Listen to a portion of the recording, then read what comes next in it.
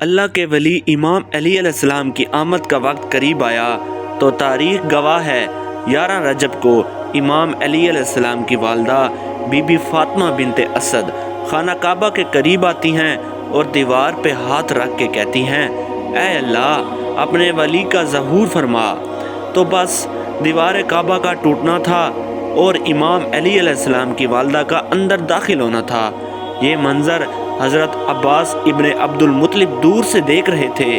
جیسے ہی آپ نے دیکھا تو لوگوں کو چیخ چیخ کے کہنے لگے کہ ابو طالب کی زوجہ خانہ کعبہ کے اندر چلی گئی، آؤ کعبے کا دروازہ کھول کے ان کو باہر نکالتے ہیں۔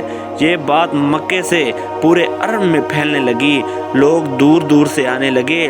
یہ ابو طالب کی زوجہ جس کے پیٹ میں بچہ تھا خانہ کعبہ کے اندر، وہ بھی دیوار سے لوگ خانہ کعبہ کے دروازے کو کھولنے کی کوشش کر رہے ہیں، لیکن کسی سے بھی اللہ کے گھر کا دروازہ کھلتا نہیں ہے۔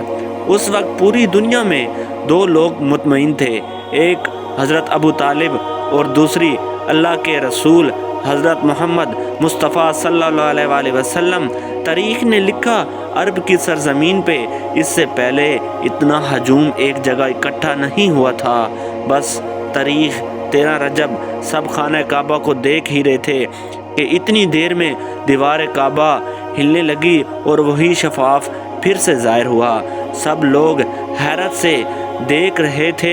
حضرت ابو طالب فرمانے لگے، اے محمد جاؤ دیکھو۔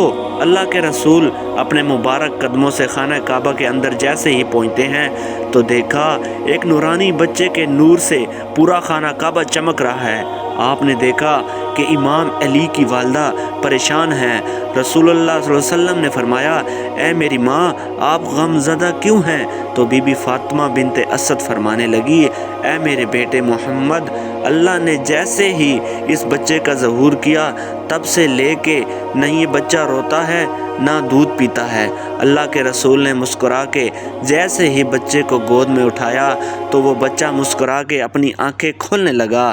اللہ کے رسول نے اپنی زبان امام علی علیہ السلام کے منہ میں دی اور امام علی علیہ السلام رسول اللہ کی زبان چوسنے لگے۔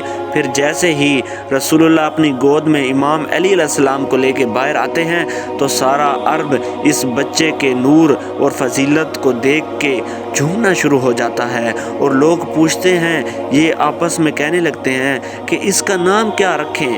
اتنے اللہ کے رسول فرماتے ہیں، اے لوگو، اس طرح آج سے پہلے کسی بچے کی ولادت نہیں ہوئی۔ اس بچے کی ولادت علی ہے، افضل ہے، اعلیٰ ہے، اور اللہ کی مرضی یہ ہے کہ اس بچے کا نام بھی علی رکھا جائے، یعنی وہ بلندی جس بلندی پہ کوئی پہنچ نہ سکے۔ بس فضا میں علی علی کی صدائیں بلند ہونے لگی۔ اتنے جناب ابو طالب امام علی علیہ السلام کو لے کے اپنے گھر کی طرف جا ہی رہے تھے کہ کسی منافق نے کہا، اے ابو طالب کیا وہ رسم نہیں کرو گے جو ہر بچے کے ساتھ کی جاتی ہے؟ مکہ میں یہ رواج تھا کہ پیدا ہونے والے بچے پہ سانپ چھوڑتے تھے۔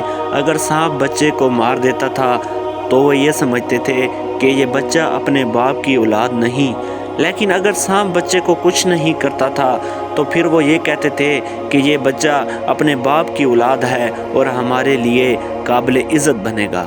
حضرت ابو طالب نے اللہ کے رسول کو دیکھا، امام علی علیہ السلام کو دیکھا، اور ایک جگہ امام علی علیہ السلام کو رکھ کے کہنے لگے، لاؤ اس سانپ کو جس پہ تم فخر کرتے ہو۔ وہ سانپ چھوڑا گیا۔ جیسے ہی امام علی علیہ السلام کے قریب وہ سانپ آتا ہے، امام علی علیہ السلام اپنے ننھے ہاتھوں سے اس سانپ کو پکڑ کے چیر دیتے ہیں۔